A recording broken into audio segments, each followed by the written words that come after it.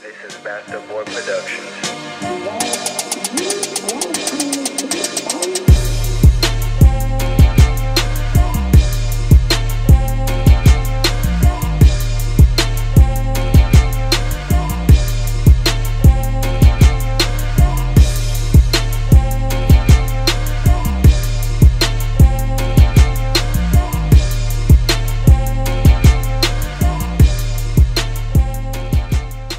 Salut les amis, bienvenue pour cette nouvelle capsule ici dans les locaux de l'église Momentum. Je suis toujours avec Jean-Marie. Jean-Marie, t'es de plus en plus beau. Chaque soir, je tiens à te le dire, vraiment, je sais pas comment tu fais. C'est peut-être qu'une impression. C'est peut-être une impression, effectivement. Peut-être la distance qui nous sépare. En tout cas, merci pour le compliment et je te le retourne. En tout cas, ça me fait plaisir de passer ce moment avec toi, Ben.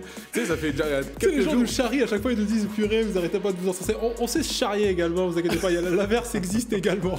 Non, mais c'est que veux-tu cool. Que veux-tu Ben. Ok, juste avant de poursuivre. Ben. Petite capsule, petite parenthèse. Ben, Benjamin. Oui. Je ne suis même pas l'ombre de qui tu es. Waouh. Je ne suis même pas l'ombre de qui tu es. Mais ça veut dire que tu es qui du coup alors? Je suis qu'une brebis. Merci JM en tout cas d'être avec nous, c'est vraiment cool de passer ces petits temps avec toi et puis avec tout le monde. C'est pour ça qu'on veut que ce soit quelque chose d'interactif. En fait, on s'ennuie un peu tous les deux et on aimerait vraiment voir vos vidéos. On a envie de vous voir, de savoir comment vous vivez le confinement dans ces petites capsules. Donc on est content de passer ça avec vous. Et puis dans le chat, là, n'hésitez pas à nous partager comment vous vivez, vos sujets de prière également. Et puis on sera heureux de pouvoir échanger avec vous. Ce soir, comme d'habitude, on commence avec l'actualité. Et l'actualité, c'est des choses qu'on nous envoie. C'est par exemple le Worship Challenge qu'on nous a envoyé. Là, on n'a pas un Worship Challenge pour ce soir, mais je voulais quand même pouvoir remercier toutes les personnes qui nous en envoient. On essaiera de les diffuser au fur et à mesure. Le Worship Challenge, d'ailleurs, ça a été initié par l'église de Lille Métropole et le groupe de jeunesse là-bas. Excellent. Et vraiment, on les remercie vivement. Merci vraiment pour ce... C'est une belle initiative de pouvoir avoir des gens comme ça qui sont séparés puis qu'on a l'impression qu'ils sont réunis le temps d'une chanson, le temps d'un morceau de louange. Très beau concept. C'est vraiment très beau concept. Ouais. Et puis on voit que c'est viral aujourd'hui. Il y a beaucoup de Worship Challenge un peu partout. Donc merci à l'église de Lille Métropole et le groupe de jeunes là-bas. On est ensemble les amis, on est ensemble. Et on a également des gens qui nous envoient des vidéos, qui font des parodies de chansons connues. Et là, on nous a parlé, mon oreille avait entendu parler de Paul. Paul Zamblit qui aurait fait quelque chose d'assez magistral apparemment. Ouais. Et on tenait à vous le partager, il nous l'a envoyé. Et voilà. Ce que ça donne, Paul, on t'écoute, grand moment de la chanson française.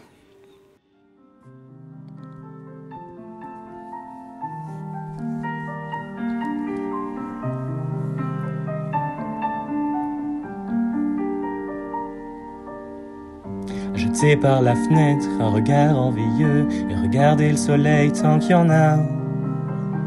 Me rappeler le temps où l'on sortait dehors pour sentir l'herbe grasse sous nos pieds et prendre la voiture, toutes fenêtres ouvertes pour respirer l'air frais de l'été et pouvoir ressortir sans une attestation, juste pour le plaisir. Aller voir mes potes, aller faire du vélo et manger au McDo. Pouvoir serrer la main de tous les commerçants et tousser sans flipper. Mais le confinement, se lever à 8 heures pour ne rien faire du tout et regarder la télé tant qu'il y en a. Faire du sport et courir, on le fera demain. Il y a vraiment bien plus urgent. Je n'ai plus du tout de riz et bientôt plus de pâtes, mais pour l'instant le PQ ça va. Je sais pas combien de temps je vais pouvoir tenir. Heureusement qu'il y a mon chat. Je lui fais des bisous, lui raconte ma vie et discute politique. Il ne me répond pas, alors je laisse mon chat et je parle au cactus. Et le confinement.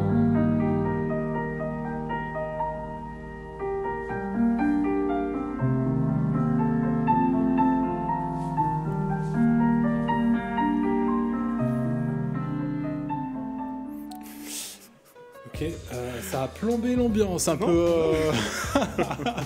Non, c'est vraiment pas mal du tout.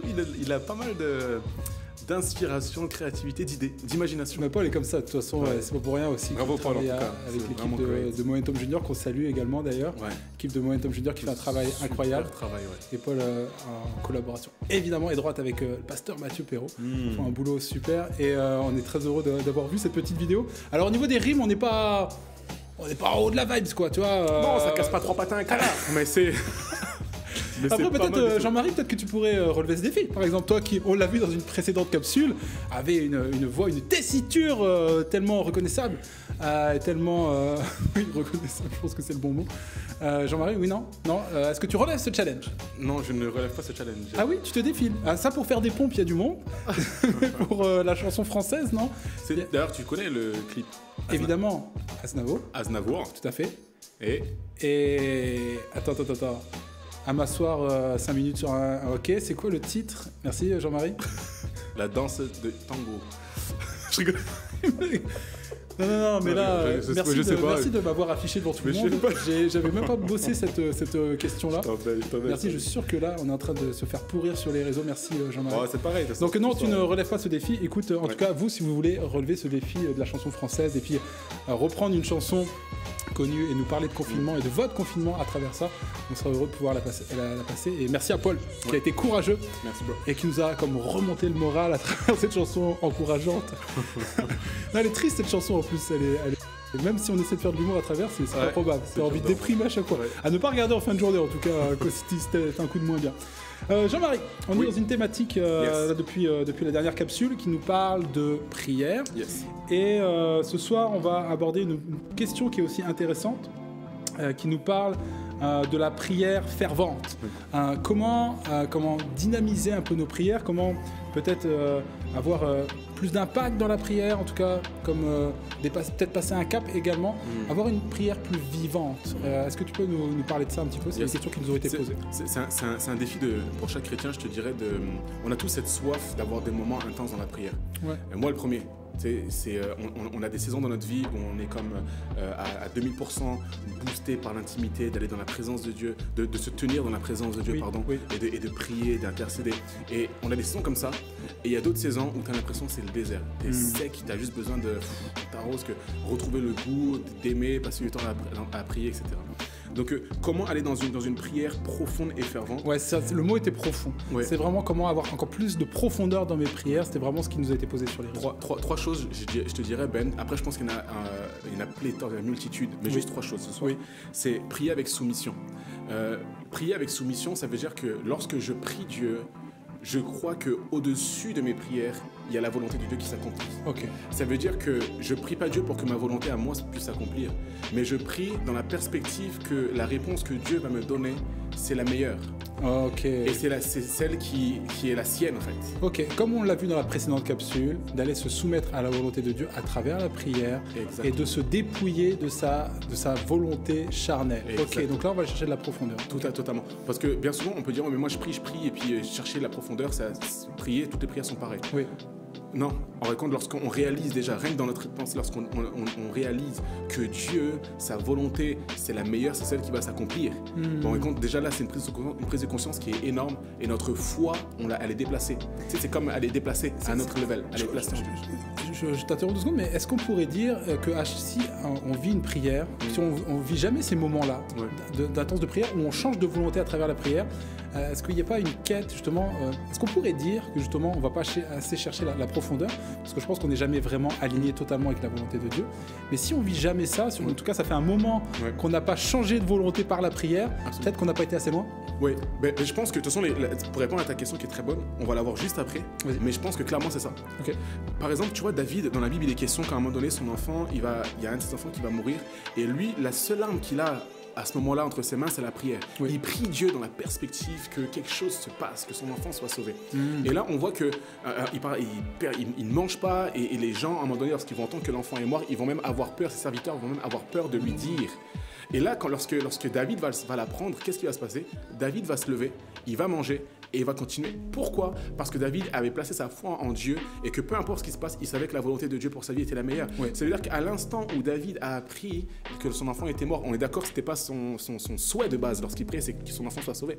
Sauf que lorsque l'enfant est mort, David s'est levé, il a mangé et il continuait d'avancer. Pourquoi? Parce qu'il était soumis à la volonté de Dieu. Donc le fait de prier dans cette perspective de soumission à Dieu t'amène dans une dimension où peu importe la réponse, tu sais que Dieu t'accorde ce qui est de meilleur pour ta vie. La deuxième chose, c'est prier avec persévérance. Come on. Je suis le premier, Ben, mais lorsque l'on prie, on doit apprendre à discipliner nos pensées dans la prière.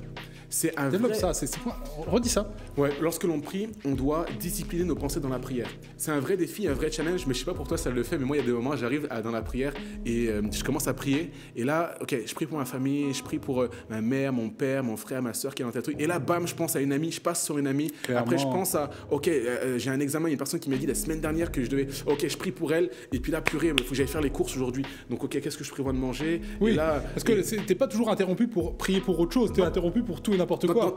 Dans tes pensées, tu passes tac, tac, tac, tac. Clairement. C'est comme t'es pas structuré, pas discipliné. Sauf que lorsque l'on prie avec persévérance, déjà, je note mes sujets de prière. Je sais pourquoi je vais prier. Et dans mon esprit, c'est lorsque je vais prier pour un sujet, je vais prier en croyant que ça va se réaliser, ça va s'accomplir. Ouais, clairement. Lorsque l'on prie, on croit que ce que l'on demande à Dieu, on va le recevoir et on va le voir s'accomplir. C'est ce que la parole de Dieu nous enseigne. Et moi, je crois profondément que lorsque l'on prie avec persévérance, c'est éviter que notre esprit passe de pensée en pensée. Donc ça passe par discipliner ses pensées. Prier par l'esprit est une clé pour nous amener à garder le focus sur Dieu. Clairement. Donc je te dirais la deuxième chose, donc c'est discipliner ses pensées, donc prier avec persévérance. Et enfin, juste un truc que j'aimerais partager, c'est que tu sais que l'intensité de notre prière, Ben, c'est pas une histoire de prier avec plus ou moins de volume, c'est pas ça. Mais l'intensité, le focus qu'on met sur notre prière, l'impact va être déterminé par l'intensité. Oui.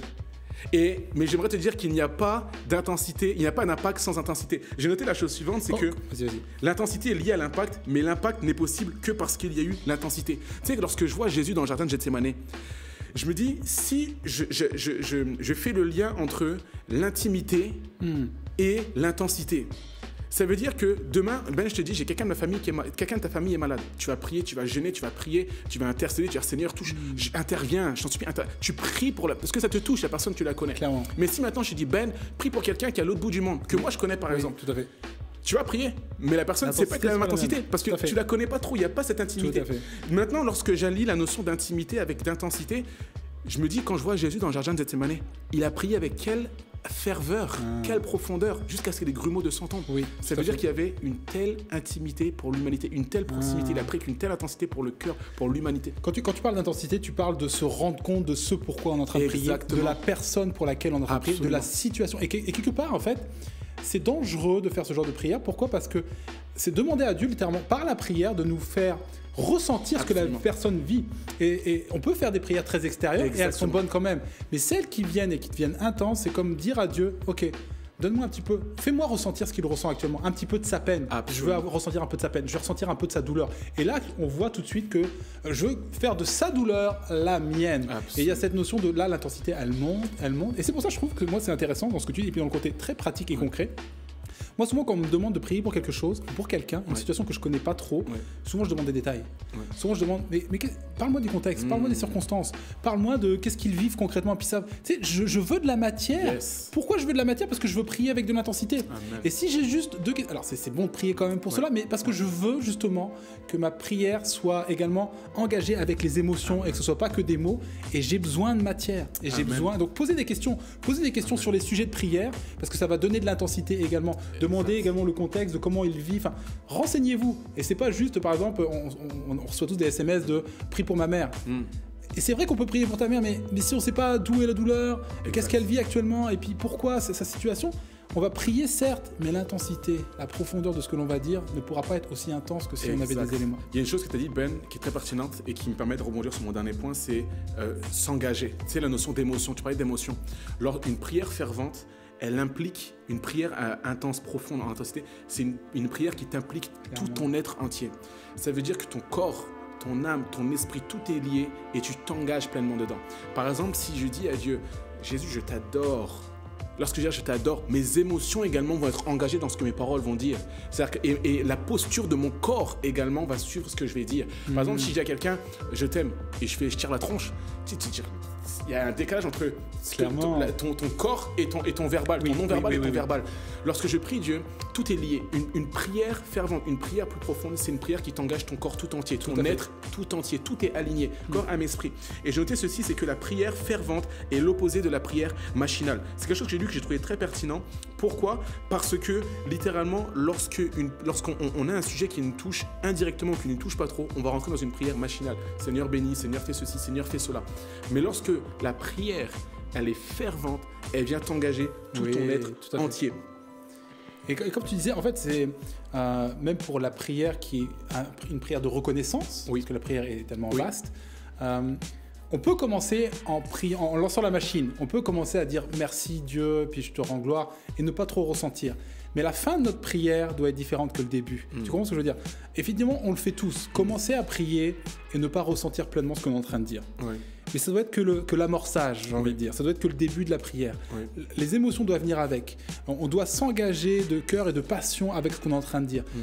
En tout cas, il y a une anormalité à ce que l'on dise les choses juste pour les répéter. Exactement. On doit s'engager dans la prière. Si on veut qu'il y ait une profondeur et une intensité, il faut que les émotions, l'intensité monte avec les émotions également. Et c'est encore plus... Vas-y, Jérémy. Et d'ailleurs, il y a une clé par rapport à ce que tu dis. Lorsqu'on débute la prière, moi, une chose que j'aime faire, Ben, c'est que j'aime commencer mes premières minutes, mes premiers instants dans la prière à rendre gloire à Dieu, à célébrer Dieu. Je mets de la louange et juste, Seigneur, merci pour ta grâce, merci pour qui tu es, merci pour le souffle de vie, merci pour ce lit, merci pour ce chauffage, merci pour ce toit. C'est juste, je rends gloire à Dieu pour qui il est. Parce que tout de suite, je détache le focus sur mes propres besoins, je les tourne vers Dieu. Et là, juste, je le célèbre, je lui rends gloire pour juste sa personne, pour qui il est, pour ce qu'il fait. Tout à fait. C'est un peu la prière de notre Père qui a été apprise par Jésus. On focus d'abord sur Dieu, sur Dieu le Père. Et en plus de ça, ce que ça a comme effet bénéfique, c'est de... Souvent, on vient avec notre liste énorme de choses qu'on a à cœur de prier, de soumettre à Dieu. Et quand on focus sur Dieu et de sa grandeur, tout d'un coup, la liste diminue. Parce qu'on s'aperçoit qu'il y a des sujets qui sont un peu secondaires puis qui vont être naturellement répondus par Dieu et par sa grandeur. Absolument. Et en fait, il va rester des sujets de prière, mais ils vont rester que l'essentiel. Et c'est pour ça qu'il est hyper important de se rappeler de la grandeur de Dieu avant même de commencer à dérouler notre liste, parce que ça va diminuer. Il y a des choses qui sont secondaires et qu'on sait que Dieu pourvoit. On sait que Dieu est là et que, en fait, tout d'un coup, je me rappelle qu'il est Dieu, qu'il pourvoit. J'ai même pas besoin de lui soumettre ça. Au final, je l'ai déjà et je le possède. L'intensité est hyper importante et je crois que c'est encore plus vrai avec la deuxième question qu'on va aborder ce soir, qui est la notion de prière d'intercession. On nous a posé cette question sur les réseaux, c'est quoi la prière d'intercession? Si tu me permets, JM, je vais juste commencer en introduisant ce sujet, en parlant de l'intercession, puis en donnant la définition, qui est en tout cas la définition biblique, parce que l'intercession, c'est un mot qui ne veut pas forcément dire que quelque chose de biblique, l'intercession.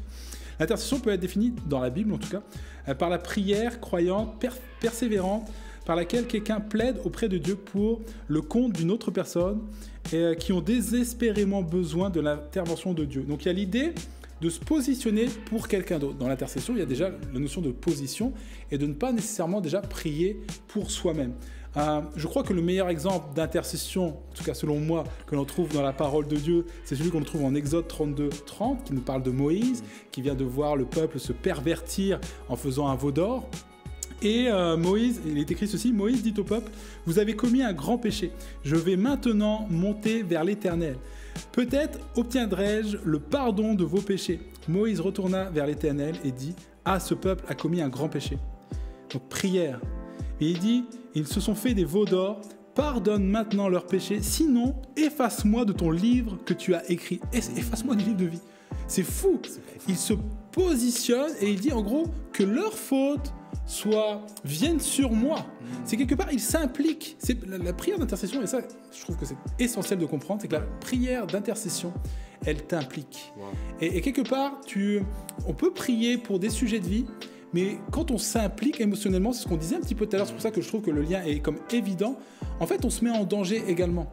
On dit à Dieu, je suis prêt à ressentir un peu de la douleur qui est la sienne. En gros, on partage la faute, on partage la douleur, on partage la peine. Et j'aime parce que, en fait, ce mot-là, CJM, c'est pas qu'un mot qui est utilisé pour la prière, mais même dans le droit commun, l'intercession est le fait de se porter garant du paiement de la dette d'une personne. C'est énorme. C'est bon. C'est énorme. Ça veut dire que, en gros, si ils ont un problème, que ça me retombe dessus. C'est exactement ce que fait Moïse. Il dit, s'il y a un problème avec ça, que ça me retombe dessus. Et Dieu dira, mais non, je vais faire tomber sur la faute de qui ça doit être là, mais c'est fou. Et l'intercession pour moi, c'est ça. Pour moi, JM, l'intercession, c'est ça. Ton avis par rapport à l'intercession? Oui, je te rejoins totalement en fait. Je te rejoins totalement. C'est le fait d'intercéder, de prier en faveur pour quelqu'un, en faveur de quelqu'un. Et en gros, tu l'as résumé. J'aurais pas quelque chose vraiment grand chose à rajouter au fait. Alors peut-être juste pour terminer cette question, juste une petite illustration. Moi, j'ai un jeune qui est venu me voir un jour, qui ça m'a bouleversé dans un camp de jeunesse. Un camp de jeunesse, et on faisait des appels pour tout un tas de choses, les addictions, bref, tout un tas de choses. Et il y a un jeune qui vient, qui se présente à moi. Je dis, tu veux que je prie pourquoi pour toi? Et il me dit, je me présente à la place de mon frère. Mon frère qui est à l'arrière là n'osera jamais venir pour son sujet. Je sais qu'il souffre, je sais qu'il est lié avec ça, enfin tout un tas de sujets que je ne vais pas dérouler là. Mais il dit, je me présente à la place de mon frère. Impose les mains sur moi, c'est comme si tu lui... Et c'est ça l'intercession. C'est je me place à la position de. Je me place, je me positionne. Et je crois vraiment que si on comprend ce positionnement-là dans l'intercession, et que va peut-être y avoir des répercussions sur nous, quelque part, mais qu'on va être lié avec la souffrance de la personne, que quelque part, on rentre dans un combat spirituel où on peut être impacté également, je crois qu'on a compris l'intercession totalement dans ce notion de positionnement. La notion de combat spirituel, ça pourrait être intéressant peut-être de le développer dans une... Ouais, tout à fait. On pourrait peut-être le développer dans une capsule. On va en parler un petit peu dans la prochaine question, JM, que je vais te lancer tout de suite. Face à l'insomnie, face aux problèmes de sommeil, on nous a posé cette question. Y a-t-il des prières avant de se coucher qui nous aident à bien dormir? On ressent, et c'est vrai que c'est des questions qu'on nous pose également régulièrement, je lutte dans mon sommeil, j'ai l'impression d'être attaqué. On parle aussi d'attaque dans la nuit, je fais des rêves, des cauchemars. Comment est-ce qu'il y a des prières qui nous aident à bien dormir? C'est une bonne question. Ouais, c'est une très bonne question. Répondre à ça. Alors déjà, pour donner la définition de ce qu'est l'insomnie, il y avait quelques chiffres qui disaient qu'aujourd'hui, il y a plus de 10% de la population qui fait face à l'insomnie, qui est concernée par l'insomnie. Oui. Maintenant, si on considère l'insomnie comme étant la difficulté à s'endormir, même quand tu rentres dans ton lit 30 minutes, tu prends plus de 30 minutes, si ça c'est considéré comme de l'insomnie, les stats elles montent encore beaucoup plus. Mais en tout cas, l'insomnie se traduit par une diminution de la quantité et de la qualité du sommeil. Autrement dit, la difficulté d'endormissement, éveil nocturne, réveil précoce, le matin, etc. Le sommeil est alors vécu comme non reposant. La journée s'accompagne de fatigue, de somnolence et l'insomniaque est souvent irritable. Donc en partant de ce principe-là, on réalise que c'est comme on passe une nuit qui n'est pas confortable, pour résumer. On a une promesse qui se trouve dans Proverbe. Vas-y. Proverbe 3,24. Il est écrit, si tu te couches, tu seras sans crainte. Et quand tu seras couché, ton sommeil sera doux. Ça, c'est une promesse littéralement qui est pour nous. Ça veut dire qu'à l'instant où tu vas te coucher, Dieu déclare sur ta vie que ton sommeil sera doux. Wow. Ton sommeil sera doux. C'est pas il peut être, c'est une certitude. Ton sommeil sera doux. Alors pourquoi certains ne le vivent pas pleinement? Exactement, on y vient de suite. Et parfois, lorsque certains, par exemple, et comme nous tous, je pense que ça nous est arrivé déjà peut-être dans notre vie de faire un cauchemar, de faire un mauvais rêve, ou d'être attaqué, etc. Et bien, en fin de compte, il y a beaucoup de sources. Ça peut venir de multiples raisons, multiples sources. Par exemple, passer une mauvaise nuit, ça peut venir pour certains, donc l'insomnie, par rapport à leur peut-être qu'ils ont trop de repos, peut-être qu'ils n'ont pas assez de repos. Certains au niveau de leur alimentation, la nourriture qu'ils mangent, peut-être qu'ils mangent trop avant de se coucher, peut-être pas assez. Peut-être au niveau j'avais noté également, au niveau de leur hygiène de vie, les repas, les horaires à quelle heure ils mangent. En gros, il y a tellement de sources possibles. Ouais. Maintenant, nous, j'aborde aujourd'hui, moi, avec toi, le côté spirituel de la chose, mais il y a également des professionnels de santé, des professionnels qui sont là pour déceler ça chez les gens, d'où viennent la source, et également pour traiter les insomnies de chacun. Il y a également parfois des insomnies qui sont chroniques, et donc là, du coup, qui vont engendrer encore des conséquences beaucoup plus graves. Ouais, et nous, on n'est pas qualifiés pour traiter ce genre de problème. Absolument. La Bible nous donne également que dans Matthieu 6, 34, ne vous inquiétez donc pas du lendemain, car le lendemain aura soin de lui-même. À chaque jour suffit sa peine. Je sais qu'également, une des causes qui fait que parfois nos nuits sont agitées, c'est l'incertitude par rapport au lendemain. Qu'est-ce qui va se passer? Est-ce que mon travail, comment ça se passe avec mes collègues? Et on commence à réfléchir, se faire toutes sortes de films et on dort pas. C'est comme on fait toutes sortes de scénarios dans notre tête. Sauf que la Bible nous dit, ne vous inquiétez pas. Jésus nous dit, ne vous inquiétez pas du lendemain. Ne vous inquiétez pas, car le lendemain aura soin de lui-même. On a l'assurance que Dieu reste au contrôle de tout et que Dieu prend le lendemain entre ses mains et nous garantit ce qu'il y a de meilleur. Yes, énorme. Et moi, ce que j'ai aimé dans ta réponse, c'est que ça nous parle de choses très concrètes et naturelles, et il y a la partie spirituelle. Il faut bien savoir discerner les deux, parce que parfois, on veut mettre sous le couvert du spirituel des choses qui sont très naturelles. Exactement. Par exemple, il y a des gens qui viennent nous voir en mode « j'ai fait des rêves érotiques ». est-ce que je suis du coup quelqu'un de sale, mais non. Enfin, c'est tout à fait légitime, et puis surtout à un certain âge, de penser à ce genre de choses. C'est pas parce que tu as consommé de la porno forcément que tu vas avoir ce genre d'image. On peut prier pour ça, pour canaliser les choses, mais il y a des choses qui sont naturelles et que tu ne maîtrises pas. Puis les rêves pour CJM, là, je te demanderai pas de nous raconter ton rêve, mais ça part dans des trucs trop bizarres des fois, toi. Et c'est pas des choses naturellement qui sont spirituelles. Toi, il y a aussi une conséquence tout à fait normale. Il y a là aussi la normalité, par exemple, par rapport à l'alimentation. Il y a des choses quand tu manges certaines choses le soir. Moi, ça m'arrive. Je peux te confier quelque chose. Vas-y, partage. Quand je mange du chocolat le soir, bro, je me souviens toujours de mes rêves et c'est toujours des trucs très bizarres. Mais j'ai remarqué ça, je sais pas, j'ai fait une étude scientifique. Bro, c'est bizarre, mais tu comprends. Et j'ai remarqué un lien en fait évident entre la consommation de sucre excessif le soir et un lien, certainement certains qui sont mieux qualifiés que moi pourraient me l'expliquer, mais il y a un lien des fois entre des choses, un rapport très naturel entre le sommeil et ce que tu fais dans ta journée, évidemment, et des choses naturelles. Donc tout ne s'explique pas spirituellement. Mais par contre, des fois c'est spirituel. Et est-ce qu'on doit prier pour ça? Oui. Mais est-ce qu'on doit mettre comme une emphase sur ça? Non, parce que tu l'as dit, la prière, par la prière, nous allons chercher surtout des choses que nous possédons déjà. Exactement. C'est ce que tu nous as rappelé. Nous possédons déjà cette tranquillité que pendant le sommeil, Dieu prend soin de nous et nous apaise. Amen. Et parfois, je vois des gens qui prient, je suis dans la bataille spirituelle, je prie, je suis dans la bataille. T'as raison, je pense qu'il faut qu'on fasse une capsule là-dessus, mais je suis dans la bataille spirituelle. Puis en fait, les gens ne font que batailler. Mais en fait, leurs yeux sont orientés sur l'ennemi. Ce que l'ennemi peut faire de mieux, c'est de nous attirer toujours. Il ne peut pas faire grand-chose contre nous, mais il peut nous attirer beaucoup l'attention. Tu sais. Et puis dans la bataille. Ouais, mais est-ce que tu ne cherches pas à obtenir par tes propres forces, par la prière, des choses que tu possèdes déjà? Non. Prie courtement. Demande que la paix vienne sur ton sommeil. Tu pries courtement, mais tu n'as pas besoin d'aller dans la lutte pour aller obtenir quelque chose que tu as déjà, la victoire. Et en plus le repos que nous est montré dans ce passage que nous a partagé. Clairement. Merci JM en tout cas pour cela, pour cette prière. Tu voulais rajouter quelque chose sur cette question-là? Non, c'est bon. Alors on va aller dans la dernière question par rapport à la prière. Et je vais me tourner vers toi JM. Quelques conseils pratiques pour passer un cap. Yes, je te dirais quatre clés, Ben. Encore une fois plus, c'est juste synthétique, il y en a encore énormément. Et j'encourage chacun à aller chercher également ces clés qui sont ses propres clés à travers la méditation de la parole. Mais là, juste m'arrêter sur 4 ce soir. Vas-y. La première, déjà, c'est de prier avec précision. Okay. Prier avec précision.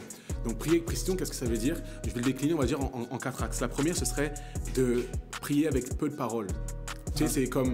Mesure tes paroles, diminue la quantité de paroles qui peut sortir de débit, la quantité de paroles qui peut sortir de notre bouche. Pourquoi je te dis ça? Parce que la Bible nous dit dans Ecclésiaste 5, verset 1, « Ne te presse pas d'ouvrir la bouche et que ton cœur ne se hâte pas d'exprimer une parole devant Dieu, car Dieu est au ciel et toi sur la terre. Que tes paroles soient donc peu nombreuses. » Littéralement, c'est quoi l'intérêt de pas trop parler? Tu sais qu'il y a des moments, Ben, je m'approche devant Dieu, tu sais, je me tiens, je suis là, je suis à genoux et je me dis, mais je veux parler, et j'ai ce verset qui me revient à l'esprit. Ne te hâte pas d'ouvrir la bouche, JM. Et là, c'est comme les premières pensées, mais Dieu sait déjà ce que tu vas dire. Oui. Donc, quelles sont les premières paroles que je veux dire à Dieu? Qu'est-ce que je veux dire à Dieu concrètement aujourd'hui? Qu'est-ce que je vais encore demander à Dieu? Et avant de demander, est-ce que je peux pas juste remercier Dieu? Et tu sais, tout de suite, ça, le fait de ne pas me précipiter, je comprends.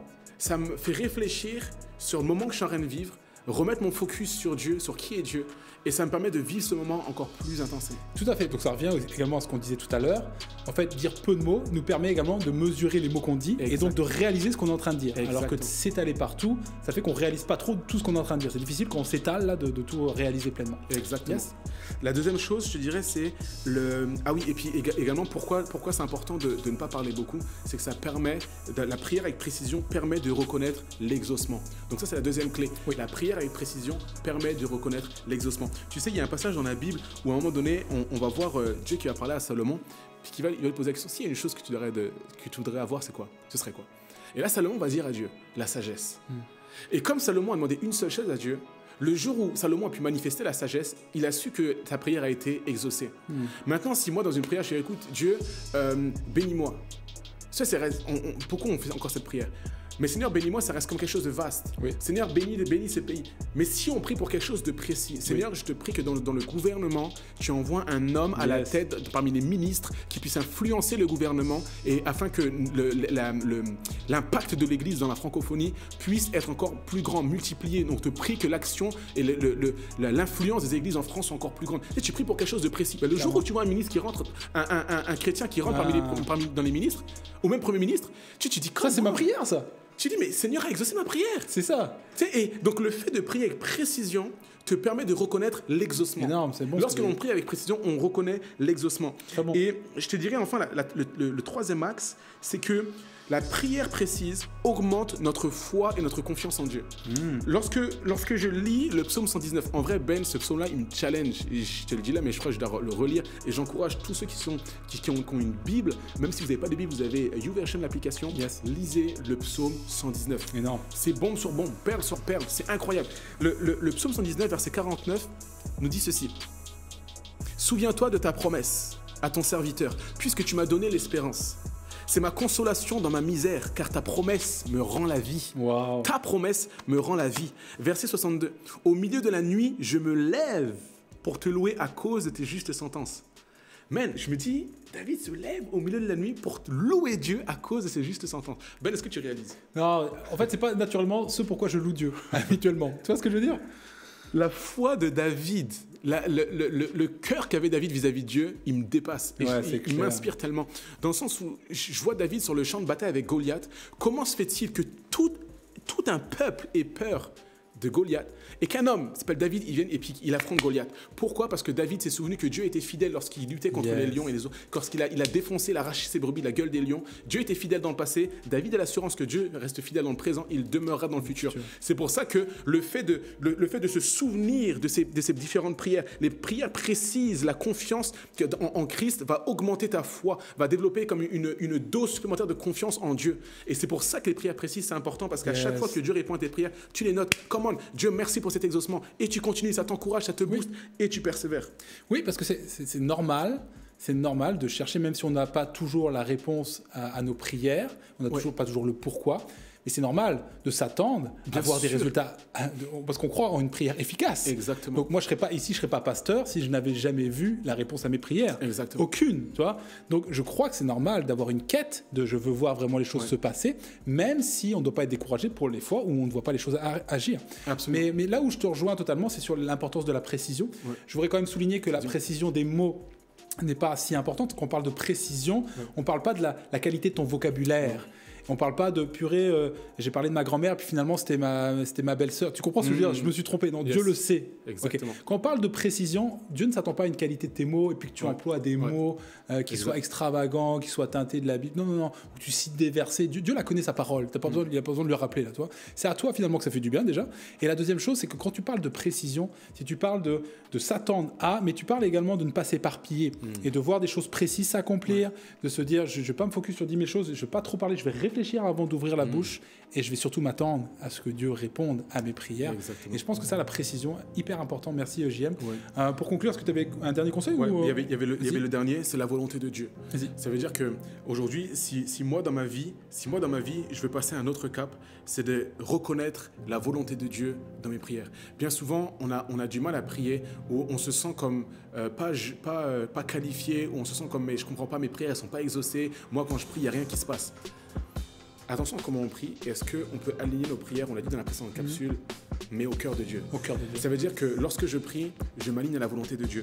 Littéralement, dans Luc 22, 28 à 32, lorsqu'à un moment donné, on voit le passage, Jésus qui va voir Pierre et qui va lui dire « Pierre, le diable, Satan est venu pour te crier comme du froment. » Mais qu'est-ce que Jésus a fait? Jésus n'a pas prié Dieu pour que le diable s'éloigne. Oui. Il n'a pas prié Dieu pour que l'épreuve n'atteigne pas Pierre. Il a prié Dieu pour que Pierre ne perde pas la foi totalement. Clairement. Et lorsque tu seras revenu, Jésus va lui dire, ça veut dire que littéralement, dans cette prière-là, non seulement il y a la volonté de Dieu pour ta vie, mais également ta part à toi. Ça veut dire que nous, c'est de demeurer fidèles pendant ce temps d'attente, pendant ce temps d'épreuve. Quand c'est difficile, nous, on demeure fidèles. Ça veut dire que lorsque l'on prie selon la volonté de Dieu, littéralement, la Bible nous enseigne à prier de manière à être en accord avec le cœur du Père. Parce que sa parole, elle vient de lui, et comme elle vient de Dieu, on a l'assurance et la conviction qu'elle s'accomplira certainement. La prière du juste a une grande efficacité. Exactement. Si elle est alignée avec la volonté exactement. de Dieu. Et c'est pas la prière du parfait, c'est la prière du juste. Énorme. C'est bon ça. On pourrait encore continuer. On réfléchira également à faire d'autres capsules par rapport à tout ça. Il y a encore beaucoup de choses à dire. Yes. Posez-nous vos questions. encore, sentez-vous libre de nous poser vos questions Clairement. et on sera content de pouvoir répondre à ça dans des petites capsules comme ça. Là, merci Jean-Marie. Est-ce que tu peux peut-être prier pour terminer, Yes. évidemment Avec- Si on ne termine pas avec la prière dans une Yes. capsule sur la prière, ce serait dommage. Amen. Seigneur, merci pour ces temps bénis. Merci encore pour ta présence, Seigneur, avec nous. Merci parce que vraiment, c'est une vraie grâce, c'est une vraie opportunité que tu nous donnes de pouvoir juste être là, échanger autour de la prière. Et Seigneur, on est conscient que c'est pas avec ces 20-30 minutes qu'on va aborder cette notion de prière qui est tellement immense et même une vie ne suffirait pas. Mais Seigneur, simplement, on veut juste être ce soir comme des enfants devant toi, tes serviteurs, et juste avec nos humbles mots, juste donner quelques clés. Et si dans ce qu'on a dit, il y a des choses qui ne venaient pas de toi, alors papa, je te demande pardon et je te prie vraiment de doter cela des cœurs. Mais si les choses qui viennent, et nous le croyons de toi ce soir, alors que cela soit scellé dans les vies. Et je crois également que tous ces cœurs qui ont soif de grandir et de passer un cap dans la prière, alors ces paroles vont faire écho dans leur cœur. Ils vont recevoir ces paroles comme des graines sur des terres qui vont être fertiles. Et ce soir, je veux déclarer la croissance, je veux proclamer la multiplication et je vais appeler à l'existence le miraculeux dans la vie de tous ceux et de toutes celles qui vont passer du temps dans ta présence, qui vont développer et cultiver une intimité profonde avec toi. Je déclare également des nouvelles dimensions dans l'esprit pour toutes ces personnes qui vont prendre ce temps avec toi. Je prie aussi pour des prières précises, je prie pour des prières avec persévérance. Je prie, Jésus, pour une discipline dans les pensées, mais je prie également pour que chacun puisse avoir un feu nouveau, une passion, un amour qui viennent comme les dévorer au plus profond d'eux-mêmes, Yes. mais qu'une génération d'hommes et de femmes, de prières et d'intercesseurs se lève au nom de Jésus-Christ, Amen. parce que nous croyons que ce pays, notre monde change à travers la prière. Alors merci pour ta présence et merci pour l'accomplissement de toutes tes promesses dans le nom de Jésus. Amen. Amen. Merci Jean-Marie. Merci à toi, Ben. Et à très vite pour une nouvelle capsule. Yes. Ciao.